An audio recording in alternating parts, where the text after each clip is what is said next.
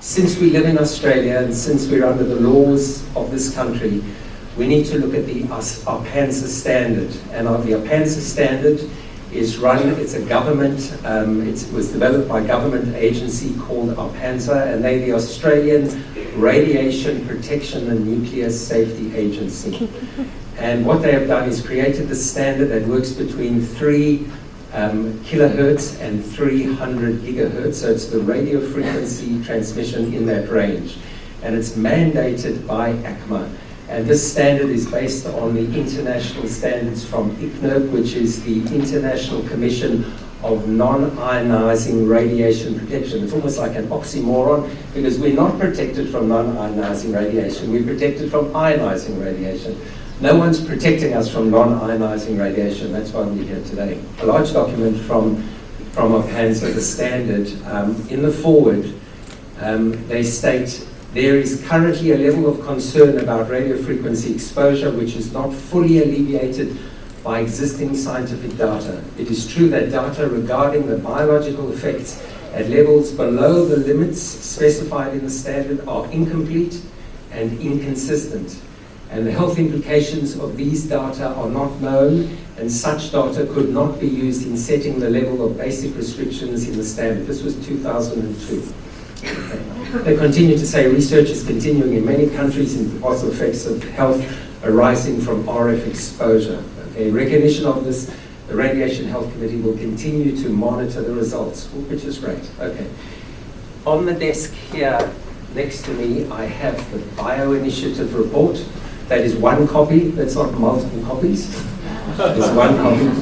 1,557-page document of over 2,000 independent scientific research publications with 24 sections, and each section is edited by a world-leading authority in medicine and science, and these are experts in the dangers of electromagnetic radiation. So what I'm basically getting at is I believe that there is more than enough scientific data to elucidate the potential dangers of interacting with this technology.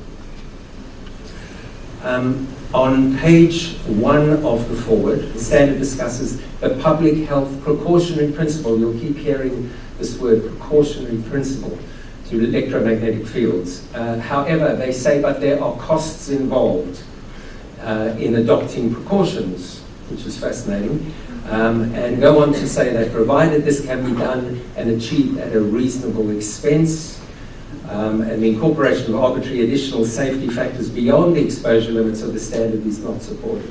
So it seems to me like ARPANSA is telling us, well, it's good to adopt a precautionary principle, but essentially, unless it's blatantly obvious, nothing is going to happen. Now, interestingly, ARPANSA in their forward put a little note in there to industry. And what they essentially say is it is recognized that the standard does not operate in isolation from the legal framework within Australia.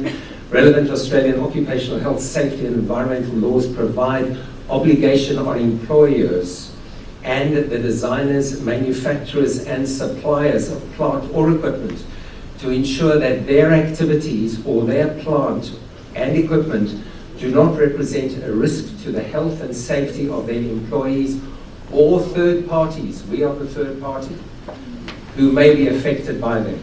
In effect, such laws require relevant parties to continually assess and improve the safety and health impact of their activities. Okay. So are we really protected, guys? So the ARPANSA standard, it was not designed to protect us from non-ionizing radiation. It protects us from being burnt, like the burns of radiotherapy if someone is having cancer. The standard does not disclose 24-hour exposure levels. It does not disclose overnight exposure levels. Remember, we're lying in one spot, unless you've got restless legs and you're all over the bed, but essentially you're in one spot for about 8 to 10 hours. Okay. And you're being exposed to whatever's in your ambient environment. And we have no data on those levels of exposure.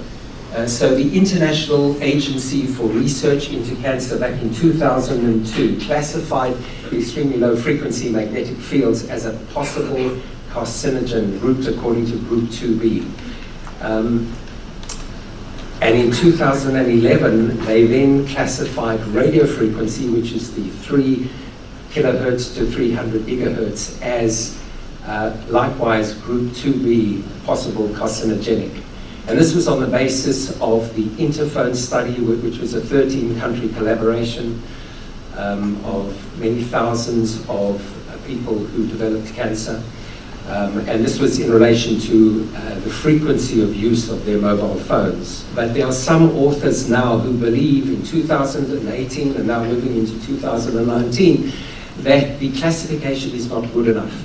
That radio frequency electromagnetic energy, radio frequency electromagnetic radiation, you'll keep hearing different terms to describe the same thing, should actually be classified as a Group 1 carcinogen along the same lines as acetaldehyde, arsenic, asbestos, benzopyrene, and formaldehyde.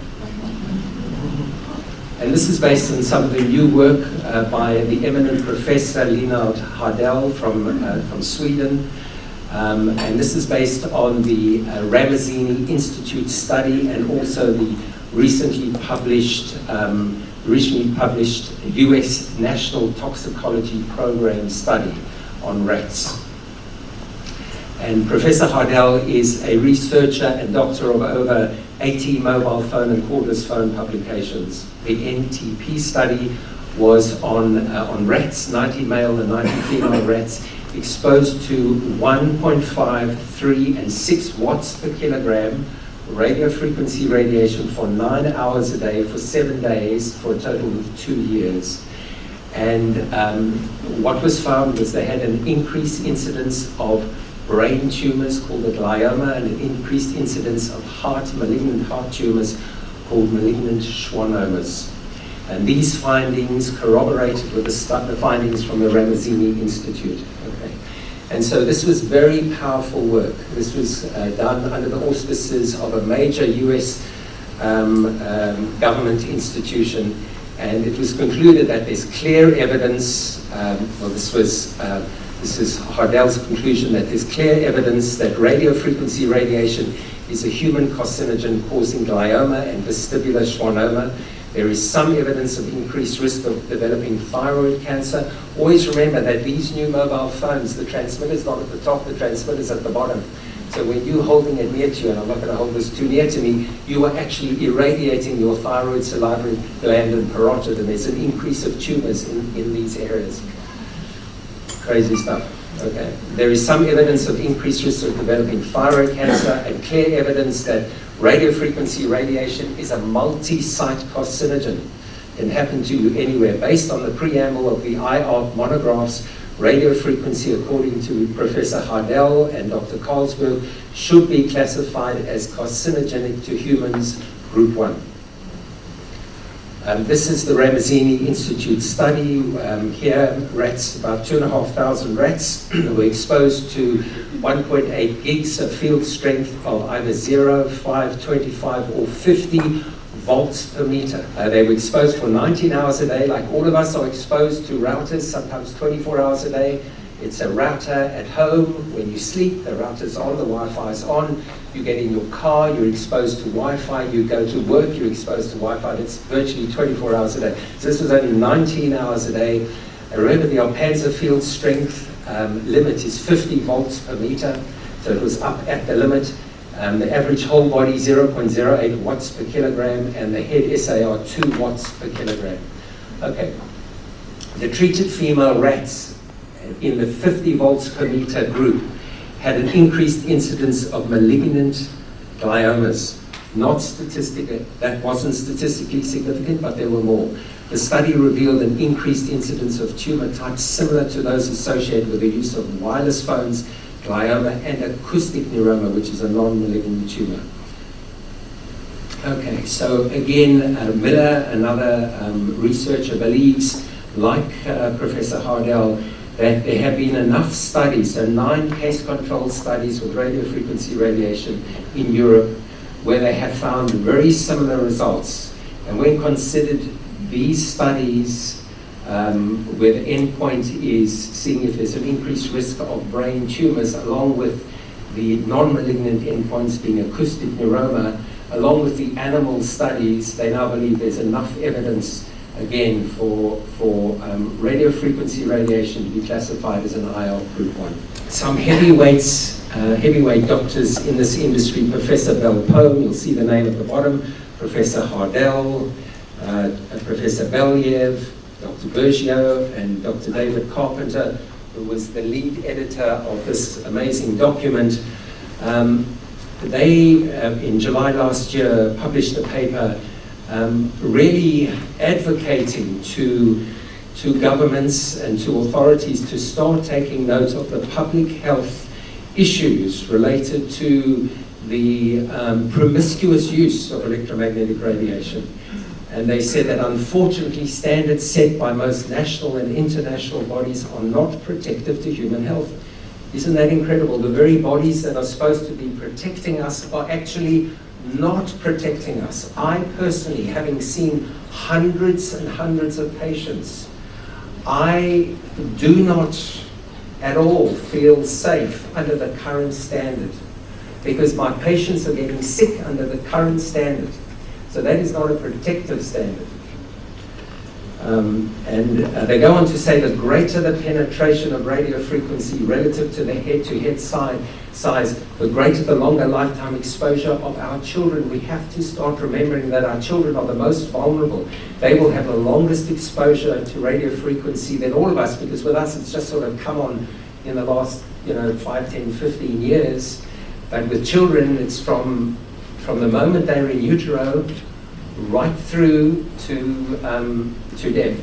Now, Ray and I were involved in a situation, a desperate situation. You want to cry when you hear this. A lady who was carrying twins, had her mobile on her belly, and the twins were born with brain cancer. And one of them has died and the other one's in chemo at the moment. Now, if the standard was so protected, why isn't it telling us that women should never have mobile phones on their bellies or anywhere near them? And so these are the things that worry me about the standard. There is no qualification. As long as radiation is under the standard, you're classified as do whatever you want, sleep in front of towers, it doesn't matter. Adults and children are obviously not the same. Children absorb 80% more radiation than adults. These models were based on Fernandez's work, which is based on a 10-year-old child. What about a 2-year-old child? What about a 1-year-old child? What about a child in utero?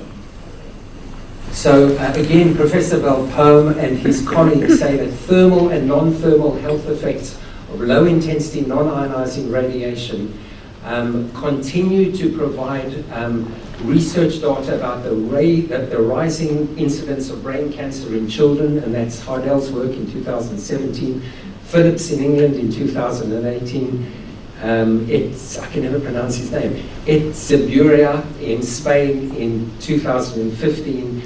So much so now that in France they have removed Wi-Fi from preschools and ordered Wi-Fi to be shut down in elementary schools. Imagine these delicate, beautiful kids of ours going to school. Now they all want connectivity, they all want to work on their iPads, but to do that you've got to have very powerful routers.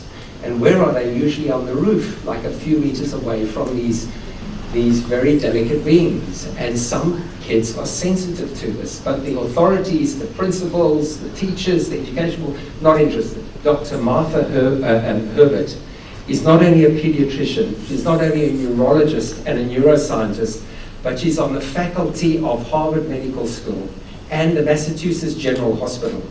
And she's a bi-initiative co-author. This is a highly esteemed educator. And she was asked to talk about about autism spectrum disorder and if radio frequency electromagnetic fields has any impact on it.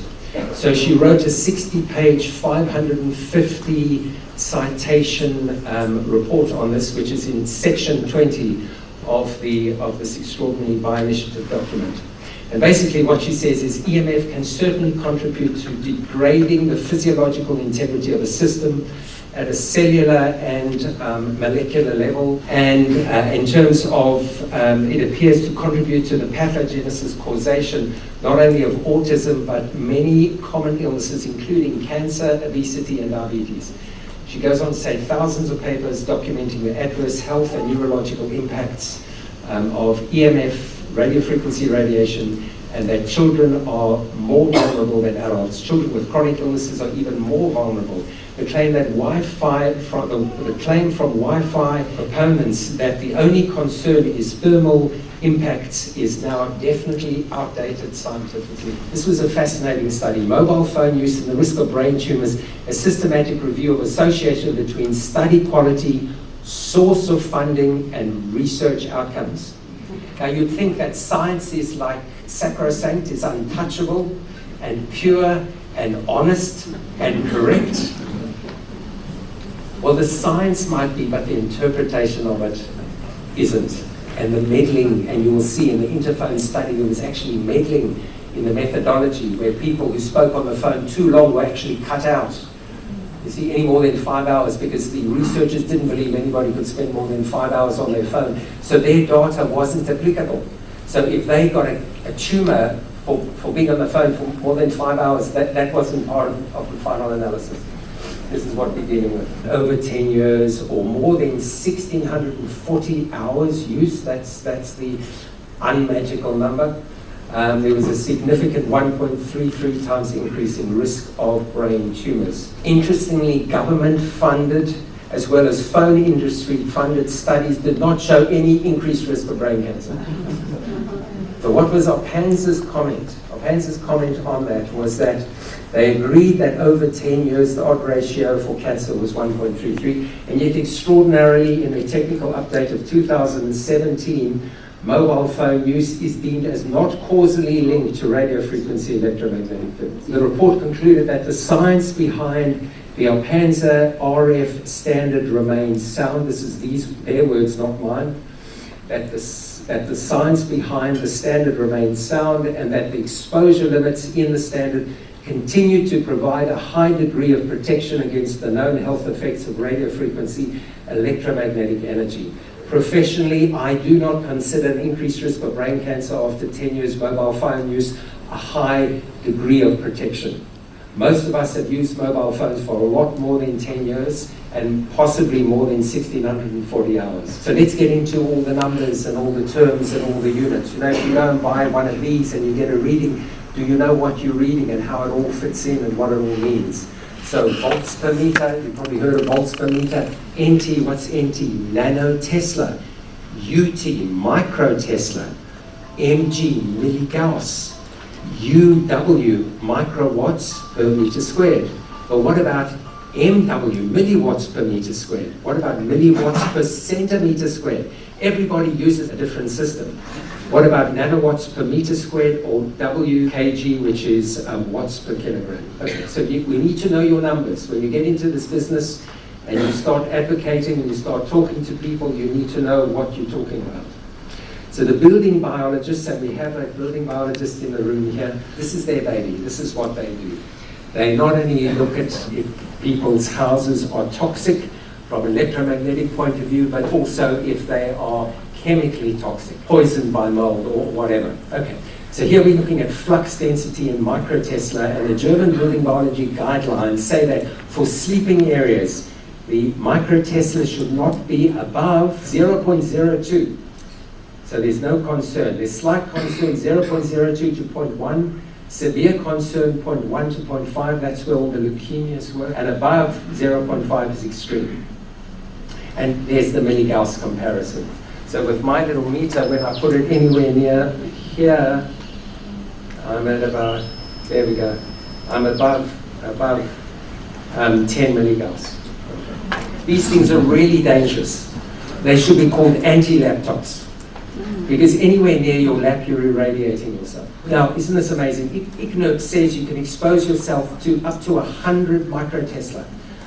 100 microtesla, where anything over 0.5 of a microtesla by the building biologist is considered extremely concerning.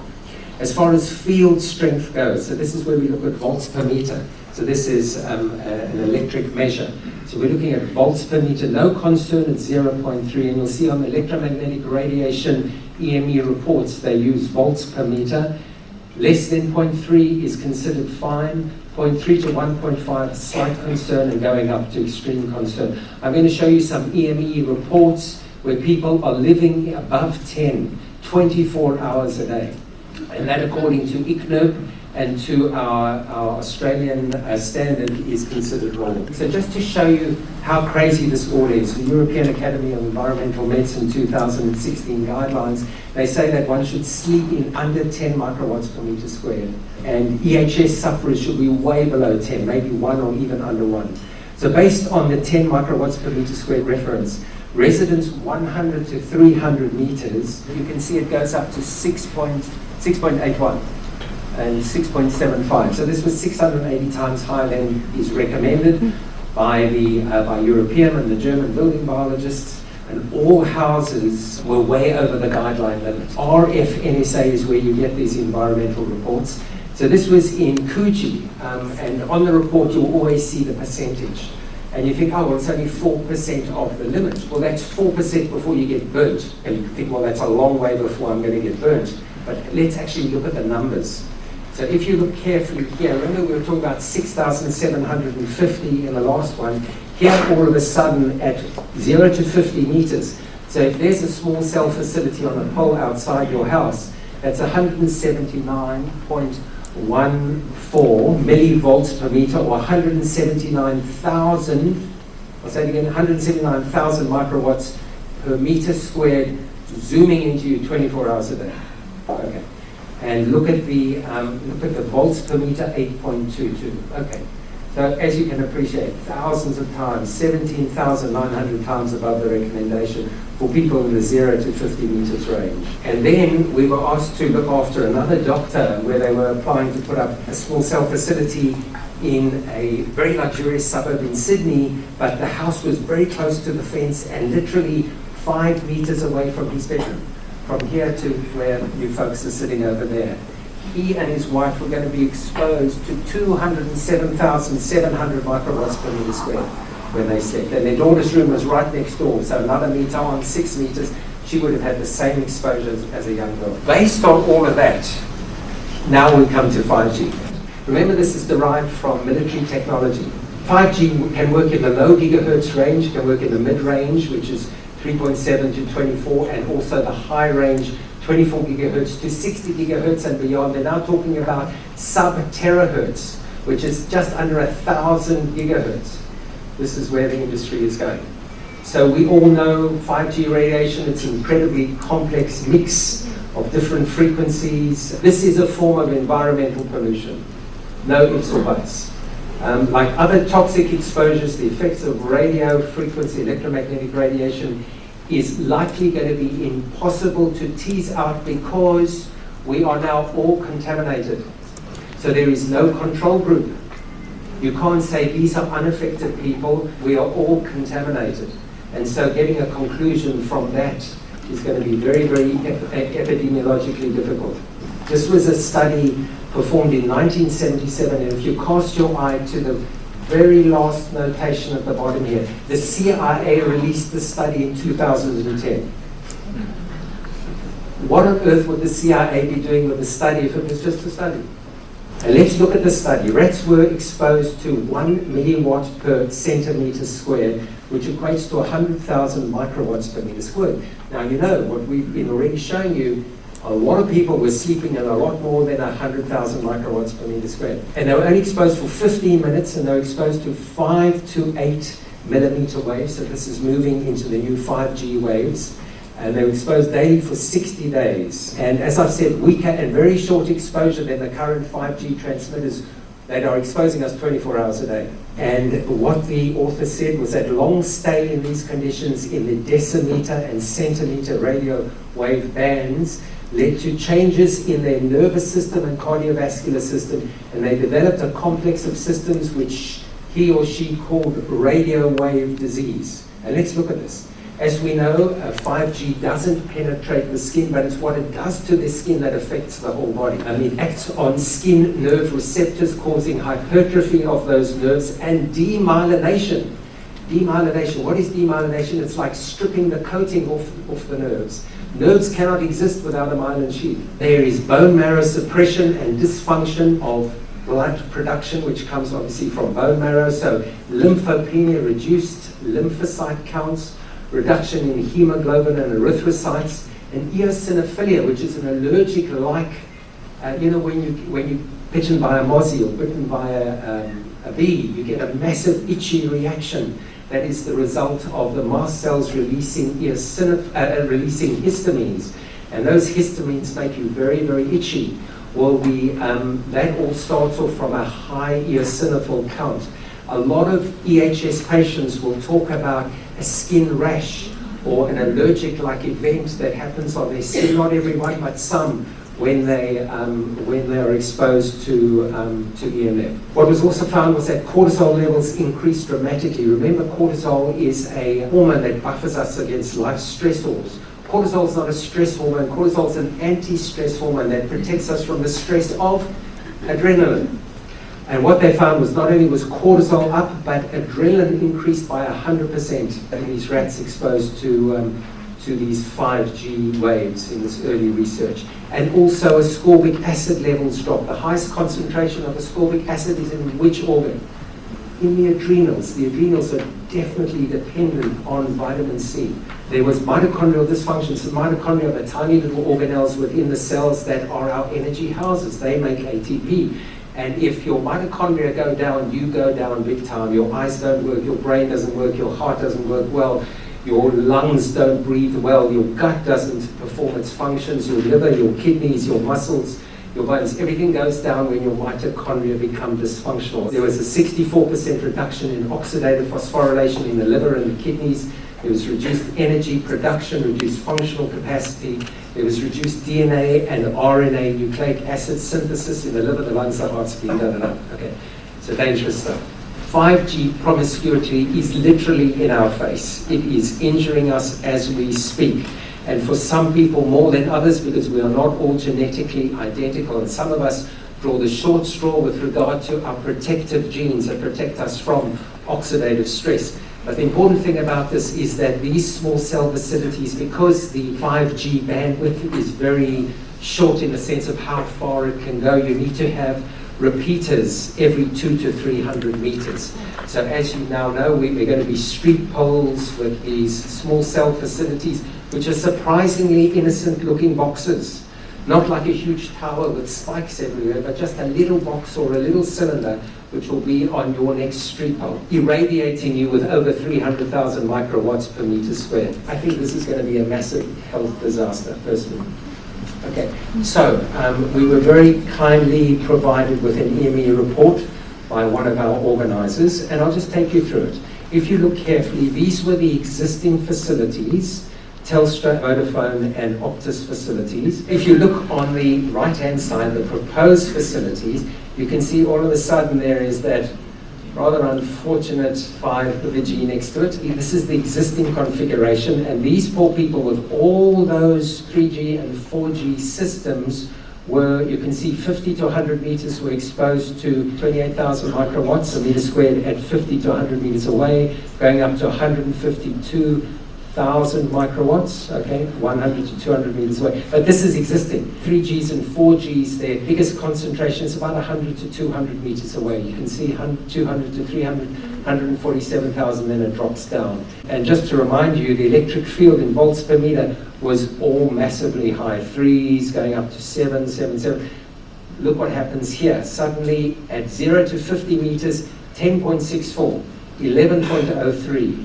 9.15 and 300,000 microwatts per meter squared up to 50 meters, continuing up to 100 meters, 322,000, 200 meters dropping down to 215,000, way above, sky high above.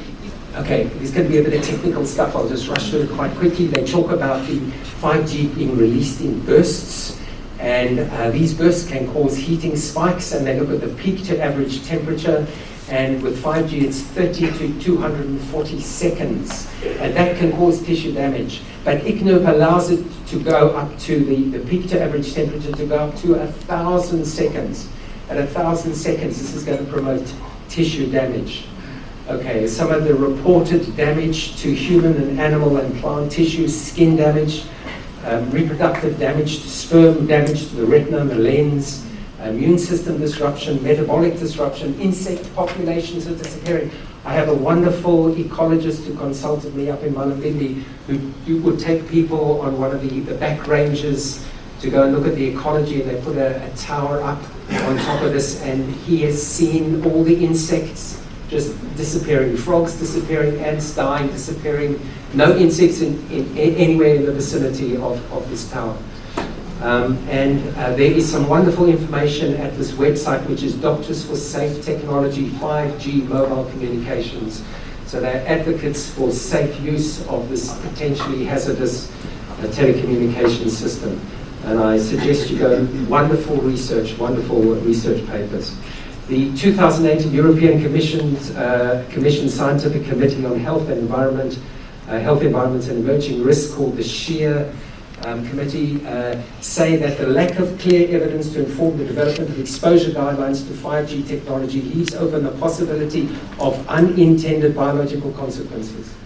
The human skin is an antenna in the sub-terahertz range. And what they have found is that the sweat glands, when we sweat, and the more we sweat under emotional or physical stress, those sweat glands reflect radiation more. And those sweat glands are in our skin. So when you get these high peaks, these high pulses of radiation, this is being reflected. I just had a gentleman today telling me about he had a metal implant put in his neck after an injury, and he became electromagnetically sensitive as a result of this. People with amalgam fillings, the amalgams are reflectors. These are transmitters. And these amalgam fillings are highly, highly toxic from a building biology point of view, from many points of view. Lowers immune function, acts as a transmitter for radiation, etc., and pollutes us with oxidized mercury and methyl mercury. Okay. So this is fascinating. This is an extraordinary slide. You've probably never seen such a busy slide as this. But the reason why I put it on is because human keratinocytes, which are human skin cells, they looked at the gene expression modification with 5G, and they found that after 6 hours of exposure, there were 5 genes whose expression altered. And these are very, very important genes, and this could explain why 5G is so problematic. And the one gene was a CRIP2 gene, a cysteine-rich intestinal protein. Very, very important as a repressor of nuclear factor kappa beta, which is a pro-inflammatory nuclear factor that promotes inflammation and promotes cancer production. And it's also, and now remember what CRIP2 does is it suppresses NF kappa B. So when CRIP2 is abnormally expressed, then its suppression of NF kappa B is not going to happen. So there's a much higher likelihood of things going wrong. The same thing with plexin D1. Plexin D1, when it is mutated, this can cause a condition called Mobius syndrome, which is a neurological disorder characterized by facial nerve paralysis. What about pentraxin? That's PTX3. Pentraxin is also a cancer suppressor, an oncosuppressor regulating component. And what it does is, when it is mutated, PTX3 mutations or epigenetic silencing of this particular gene can result in complement-driven factor. Complement is one of the inflammatory factors that promotes cancer. So you can see just from this that there are some very, very interesting reasons, biological reasons, why 5G could be a problem. There's also the SERPINE gene, which is related to anti-angiogenesis and anti-tumorigenic and neurotrophic actions. So when the SERPINE gene is abnormally expressed, again, those anti-angiogenic factors, angiogenesis is the growth of blood vessels, which is necessary for growth of all of us. We've all had angiogenesis to get to the body shape and height that we are, but we don't want angiogenesis when we're mature and developed, because that an increase in the factors that increase angiogenesis can lead to cancer. Okay, and then there's this TRPV2, which is a calcium channel receptor, and they found that TRPV2 deficient mice have rapid cardiac function deterioration because calcium channels are not working correctly. Okay, so Professor Leonard Hardell has started a 5G appeal for physicians and PhDs to come together and to submit to the EU to please stop rolling out 5G. That we believe as health professionals, and I'll put my name down on this too, so you'll see there 231 doctors so far, and try and judiciously, if it is going to be rolled out, that it's rolled out judiciously with the right safety measures.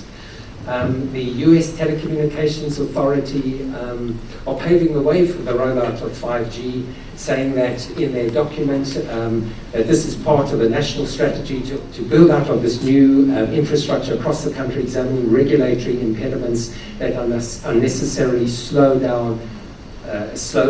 down. There's no mention of health risks, no long-term studies. Okay, I need to move through this quite quickly because time's moving on.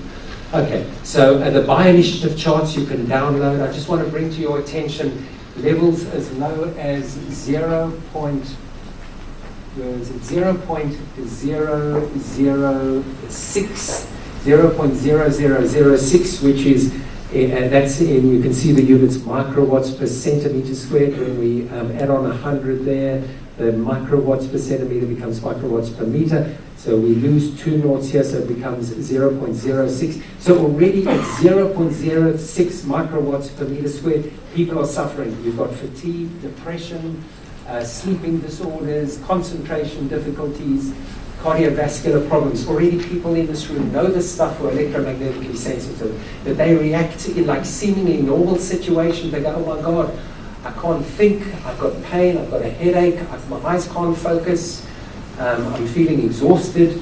And when we go on and look at some of, let's go up a bit and look at changes in immune function at 100, so that would be at 10,000 microwatts per meter squared, changes in immune function. And you can see here at 500 microwatts per centimeter squared, which is 50,000 microwatts per meter squared, well within what we've all been exposed to. Guys in this room, this pertains to you, a 24% drop in testosterone function. So if your partner or wife starts complaining, turn off the Wi-Fi. But are we on the same page? Medical symptoms of ill health have been detected as low as 0.06 microwatts per meter squared, sleep disturbance, depression, fatigue, heart problems. And yet the standard allows us to be exposed to up to 10 million microwatts per meter squared, 24 hours a day. Adults, children, babies, pregnant mothers, healthy and sick, okay? Because the standard says that there are no ill effects from electromagnetic radiation.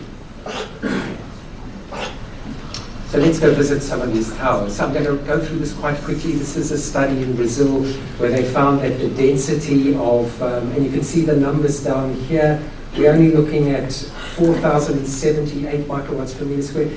People were getting cancer. You'll see in the next slide, and the greatest concentration was around, the red dots are the mobile phone towers, and the blue crosses are obviously deaths. The greatest concentration of deaths was around the greatest concentration of mobile towers. In Netanya in Israel, they started the research program before the tower went in. They had 622 people. They had 1,200 people living a long way away from the tower. And the people living close to the tower, 8 out of 622 developed cancer. It was a 4-fold increase as opposed to only 2 per 1,222. And the latency period was really short, it was only 2 years. And so there's real causal concern that the two are related. There's a study in Austria where they were looking at the distance from this mobile tower, either less than 200 meters or beyond 1,200 meters. And they looked in the radio frequency groups of 10 to 100, 100 to 1,000 or greater than 1,000. And as expected, they found that the radio frequency, once you got into above 1,000, was very much high, 23 times higher risk of breast cancer. But wait, you know how they say, but wait, there's more. The brain cancer was 122 times increased, the risk of brain cancer. And I put this 121 times. So I put this on a graph. You can see brain cancer greater than 1,000 microwatts, 121 times increased. Even at 100 to 1,000, which is not a lot of radio frequency, look at that 3.4. That's a 240% increased risk of all cancers, of breast cancer, and 20.3 of brain cancer. So epidemiological evidence, this was from Dr. Vinny Kurana, who's an Australian surgeon who's working with Professor Ardell. 8 out of 10 epidemiological studies reported adverse neurobehavioral symptoms or cancer in populations living less than 500 meters from a base station. Okay, how about having that just over your roof? Okay, and what did people notice? Nausea, headaches, dizziness, irritability, discomfort, nervousness, depression, sleep disturbance, memory loss, and the lowering of libido. Okay, the European Parliament has made some recommendations to adopt, and I'll just show you over here, to keep it low, at 1 microwatt per meter squared. But obviously those recommendations haven't been adhered to by the large organizations. EU Parliament adopts a resolution on the potential dangers of EMF based on the Bio-Initiative report, and the earlier one, the 2007. EMF radiation related illness. So this was the first start of EMF syndrome, and this has been brought through by this extraordinary medical association in Austria. So the Austrian Medical Association are probably the world leaders in recognizing what they call EMF syndrome. And they found that people in this early Swiss study complained that the biggest problem were the base stations, and then cell phones, then cordless phones. Never forget the danger of cordless phones. That is a mini base station in your hallway. And so there's a biological rationale for EMF sickness, or the new term is electromagnetic hypersensitivity. You also see in the research they use the word electro-hypersensitivity. It's all the same thing. And that the plausible mechanism, this is where it gets interesting, is oxidative and nitrositive stress. Oxidative nitrositive stress, okay.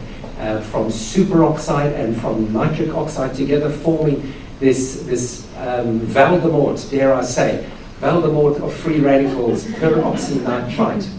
Okay, a nasty piece of work which can massively damage neurological structures. This is moving very quickly now at a legislative level, where in Sweden the condition is recognized, and EHS sufferers, like a number of people in this room, if they have to go to hospital, they get a private room which has a Faraday cage around it, and they are protected, and they can go to Centrelink and get protection from the government. I am forever fighting with Centrelink, because these people can't work. Where can you work where there's no computer and no Wi-Fi? It's almost impossible. You've got to go pick cabbages in the middle of nowhere, or go mine for opals in Cuba Pedy underground or something. Otherwise, there is Wi-Fi everywhere. And so as more and more countries become aware of the dangers of this, there will be more legislation protecting these people. These people are the canaries of the 21st century. They are heralding what's going to come to us if no restrictions are put in place. So the Australian Medical Association gives an algorithm of how to go through the assessment of these patients. And this pertains especially to doctors, what to look for, the questionnaire, the bloods to be done, the guidelines for measurement, people such as yourself to bring in a building biologist or a building engineer to do all the right measurements, which are expertly correlated and referenced. So you know exactly what you're dealing with, which machines to use, and how to get the results accurately. This is fascinating, this slide. Let's just look carefully. So low frequency alternating magnetic fields, whether in the microtesla, above 0.4, very far above normal, less than 0.02 within normal limits, according to the Austrian Medical Association. Low frequency alternating electric fields, above 10 volts per meter, very far above, less than 0.3, this is what we should aim to sleep in. And as far as radio frequency, above 1,000, very far above normal, less than 1 within normal limits. Okay. And then they say, as far as prevention goes, if you just think of the word unplug everything at night. unplug Wi-Fi, unplug electrical cords, unplug everything, turn off and unplug. Okay, Arpanza on EHS doesn't believe it exists, thinks it's a mental condition called central sensitization, says there's no clear evidence. It's quite sad. And when their advice they suggest is interesting. On the basis of current scientific information, there's no established evidence that EHS is caused by EMF at levels below the exposure guidelines. Arpanza acknowledges that the health symptoms experienced by the affected individuals are real and can be a disabling problem, and advise those affected to seek medical advice from a qualified medical specialist. That's why we have doctors too. Okay. So guys, look at this. So what I tell to people is a lot of my EHS patients are forever being fobbed off and sent to psychiatrists or to psychologists. But there are biological markers of electromagnetic hypersensitivity. And this is the great work of Professor Belpohm, Christine Campagnac, and Philippe Irigaray. And their paper in 2015 is called Reliable Disease Biomarkers Characterizing and Identifying Electrohypersensitivity and Multiple Chemical Sensitivity as two etiolopathogenic aspects of a unique pathological disorder. A unique pathological disorder. Okay. They looked at 727 patients. Most of them had EHS, 71%, and look at what they found. They found that histamine levels were raised in 40% of patients. Nitrotyrosine, which is the damaging of the amino acid tyrosine by nitrosative stress marker peroxynitrite, was raised in 28% of people. Protein S100B, which is a blood-brain barrier permeability marker, was increased in a small amount. I find a lot of people have a lot of these profoundly raised. O-myelin autoantibodies were also raised, as were the heat shock proteins, which protect us against heat shock. These are genes that encode proteins called heat shock proteins that are trying to, they're the angels of the body going around trying to keep us alive. So heat shock protein levels were raised in a number of patients. 100% of patients have reduced levels of melatonin. Melatonin is a one-stop shop. It's a one-man band. It is not only regulating our sleep rhythms, it is a potent anti-cancer substance in its own right, and it is a potent antioxidant, and it organizes hormones. So when your melatonin levels drop, you're in trouble. They also perform what's called, it's unpronounceable, tomosphygmography, which is basically doing an ultrasound of the temporal vasculature, and they find hypoperfusion, reduced perfusion in the capsulothalamic area. Okay. The new paper by Irigaray and Belpohm also found that there are other markers like the other reactive oxygen species like the T-bars, malondialdehyde, which is a lipid peroxidation fat oxidation marker, which we can test for, nitrotyrosine. So 30 to 50% of EHS patients suffered from the GSSG is oxidized glutathione, which is the universal antioxidant of the body.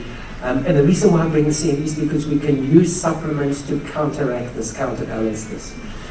So additional markers, good old vitamin D. We never think all that much of vitamin D. We make vitamin D through the sun, but some of us may not because of polymorphisms of the genes that encode the proteins that convert sunlight into active forms of vitamin D. So we check vitamin D levels, we're circulating IgE, because once IgE is high, IgE can cause histamines to be released. So high sensitivity C-reactive protein, which is a marker of inflammation, is also tested.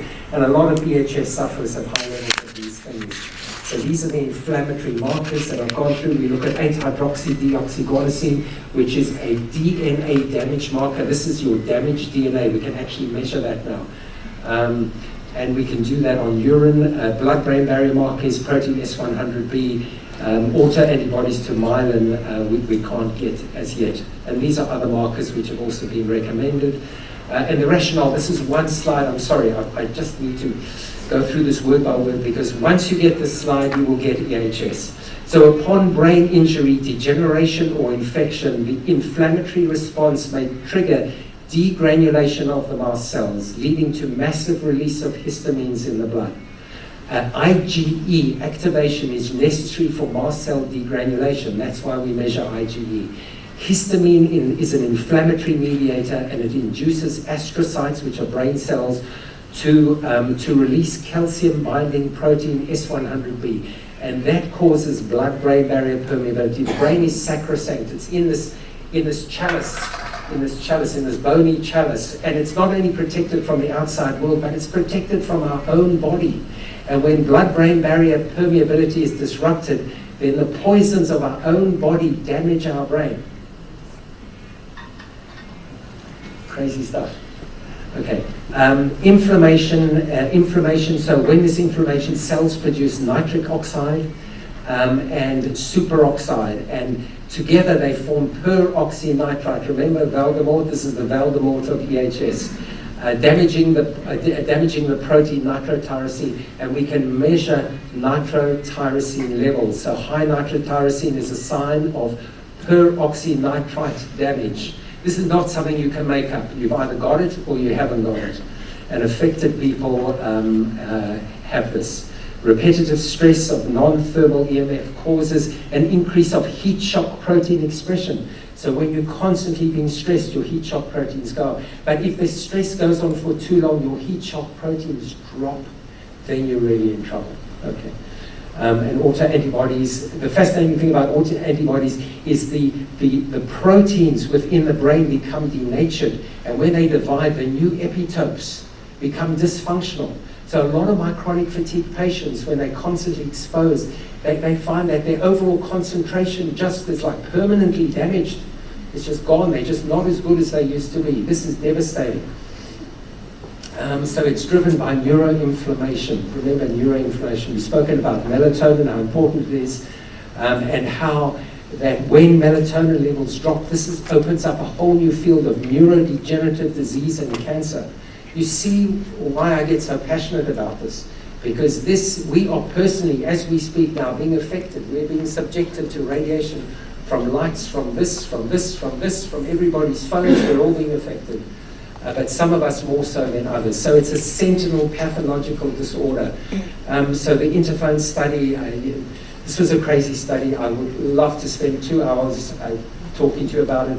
This was very poorly methodologically put together. But in spite of all of this, they still found that people who used the phone for more than 10 years or for over 1,600 hours got themselves into a lot of trouble. Okay.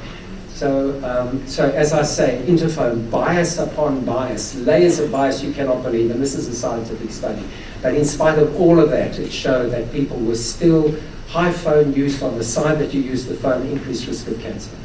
Okay, and there's this exceptionally profound treatise by Lloyd Morgan over here, and this is by extraordinary people in this area. I've highlighted the names like Vinnie Kurana and David Teo, Charlie Teo, the extraordinary surgeon, neurosurgeon in Sydney, are all behind this document. Martin Blank from the US, David Carpenter, the co-author or the co-editor of this report, and all these very eminent people behind endorsing this very, very quickly.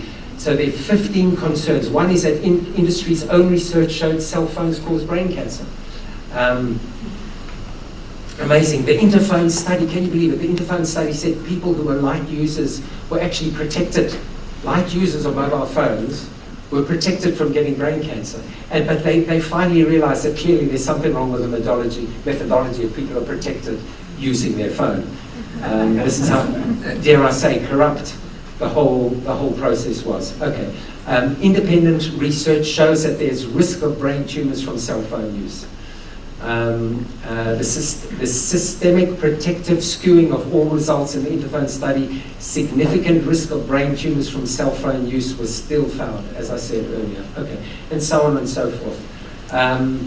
One thing I wanted to show you that was very interesting was, I think maybe we passed it, was basically that every hour you use your phone, that increases your risk of brain cancer. Every year longer you use your phone, that increases your risk. Children using mobile phones increases their risk of brain cancer exponentially over adults. I'm not making this up, but this is what has been found. Okay, guys, sorry. Girls, you'll have your turn, but this is guys.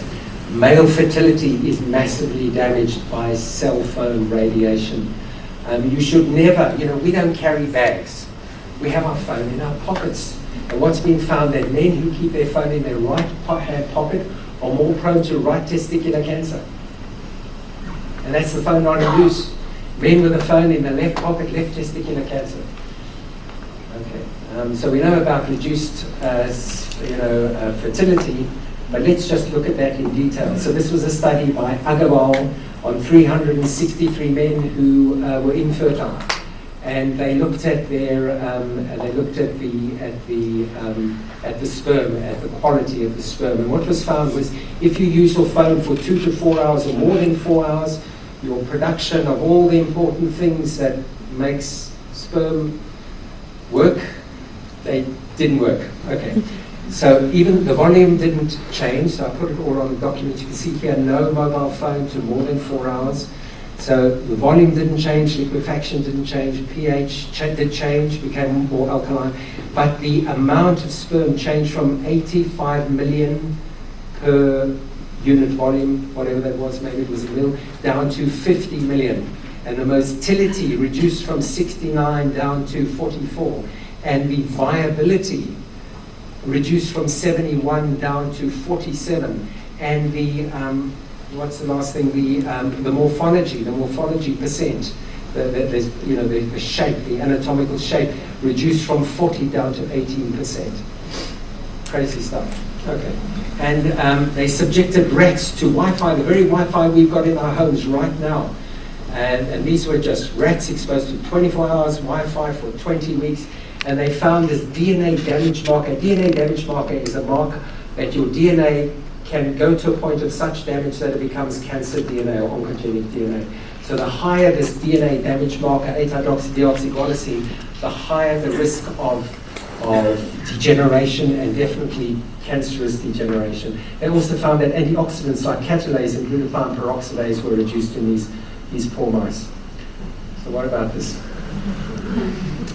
So I stand, the old proverbial cliche, I stand on the shoulders of giants. I am, just as I said, working to help people, but the work that's been done by the doctors of the Bio Initiative report, these are the giants. They have put this mammoth document together.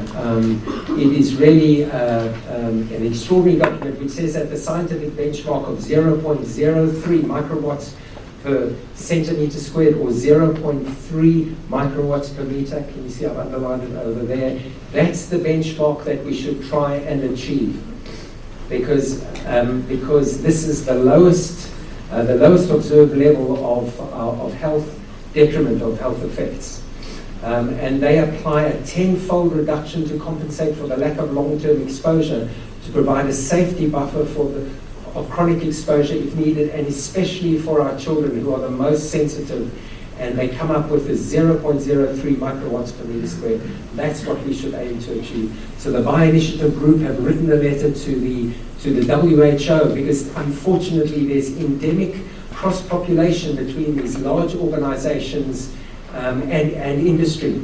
And unfortunately, as they say in here, that no heed is being taken to documents such as this, or any research which is attributing EHS to danger to human health. So as far as I'm concerned, as far as what this does to our brain, there's no good, it's just bad and ugly. And if you follow the dots, these are these extremely low frequency electromagnetic fields. Radio frequency cause reactive oxygen species, which cause blood-brain barrier permeability, change in cerebral blood flow, brain metabolism changes, epigenetic changes, DNA damage changes, gene induction changes, and calcium changes, which can lead to electromagnetic hypersensitivity and cancer. And thanks to Professor Valpone for this extraordinary correlation, joining the dots. And so these professors and eminent scientists who are trying to protect us all have said it is urgent that national and international bodies, particularly the WHO, take this significant public health hazard seriously and make appropriate recommendations for protective measures to reduce exposures. This is especially urgently needed for children and adolescents.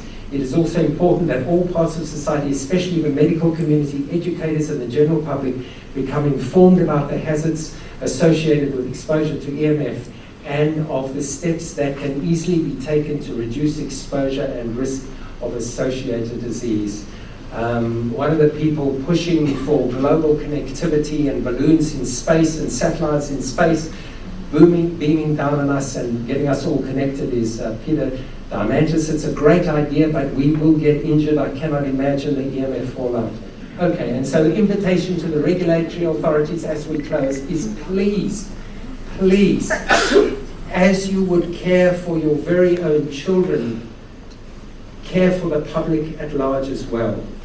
Do not subject us to dangerous, damaging, cancer-causing electromagnetic radiation without specifying what these dangers are and how to protect ourselves from it.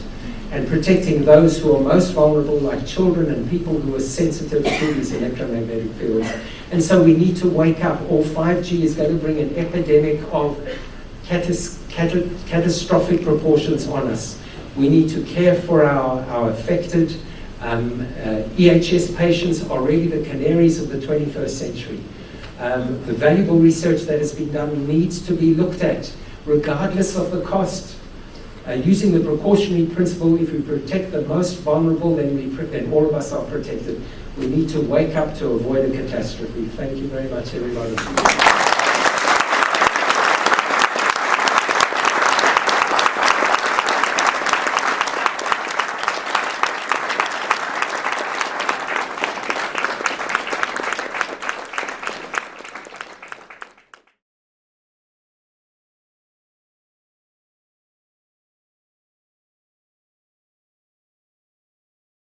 Thank you for watching. If what we have discussed here resonates with you, there are a number of ways you can get involved. The In Power movement uses legal documentation as a way of restoring the power to the people by way of holding politicians and corporate personnel accountable for their crimes. The Full Circle Project is an online hub for concerned citizens to meet and coordinate within their communities. Simply sign up and find people in your area.